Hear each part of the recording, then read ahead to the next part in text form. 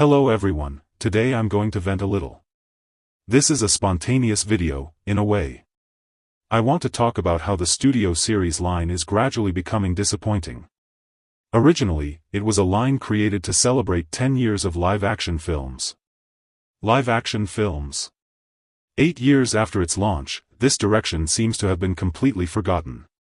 The line is now just a shadow of its former self.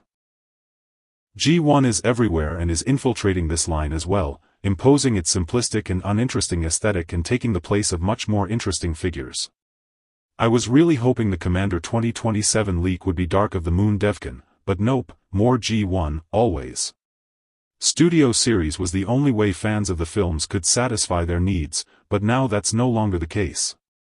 I know G1 is selling well, but it's preventing us from ever getting a Devkin, a Springer, Warpath, Transit, etc. Sorry if I'm being a bit harsh, but I'm really fed up with G1. I'd like the Studio Series to be reserved exclusively for live-action films and their related media like comics, video games, older toy lines, and theme parks. Yes, theme parks. EVAC still hasn't been made. I feel like Hasbro has replaced my source of nostalgia with that of 50-year-old fans. Studio Series is more about memories than real anticipation these days. I still naively hope Hasbro will invest in expensive molds for obscure and complex characters. But what can you do? I'm more of a Bayverse fan than a fan of the franchise in general. Petition for Dark of the Moon Devkin before 2093. I like G1 designs like Power Glide, Coneheads, Seaspray, Warpath, Beachcomber, etc. But I really wish they would stay confined to the Legacy/Age of the Primes lines. I'm complaining, but movie fans aren't the worst. I wouldn't want to be a Beast Wars or RID 2001 fan right now. The 2027 reveals, or at least the part we saw, are a bit disappointing in my opinion. I don't really care about IDW or Marvel Comics, it's just another excuse to give us G1 alikes. And the celebration of the 20th anniversary of Michael Bay's first film seems much less impressive compared to the cascade of G1 figures for the 40th anniversary of the 1986 film. If Kranix gets a figure for the 40th anniversary, then Dispenser should get a Studio Series figure too. If Red Alert, who was cut from the 1986 film, gets a figure, then Transit from Rise of the Beasts should get one as well. More generally, we can also talk about the Gamer Edition and Concept Art sublines, which have been completely underutilized.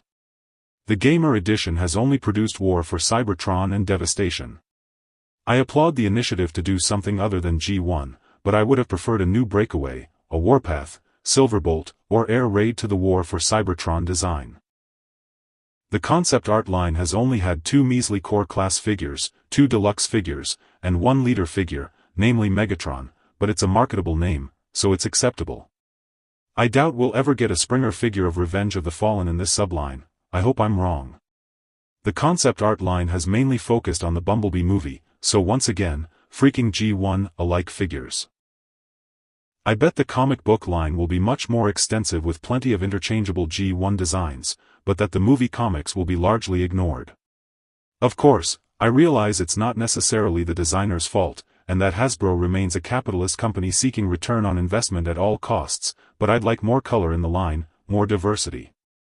I respect the designer's work, they're doing their best, although I'd like to see Sam Smith return to the line. The new ones aren't doing too badly, except for Evasion Mode Optimus and Age of Extinction Bumblebee, those are a bit of a letdown.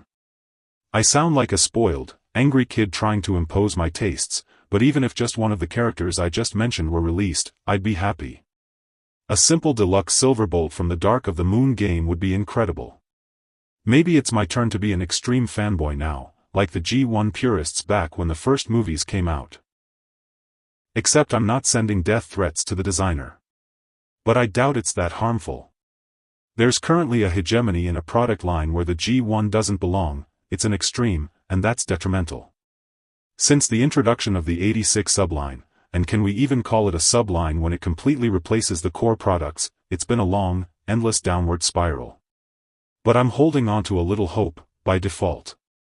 So there you have it, the angry quarter hour is over.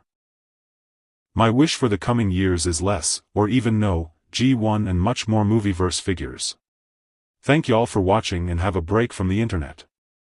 Bye.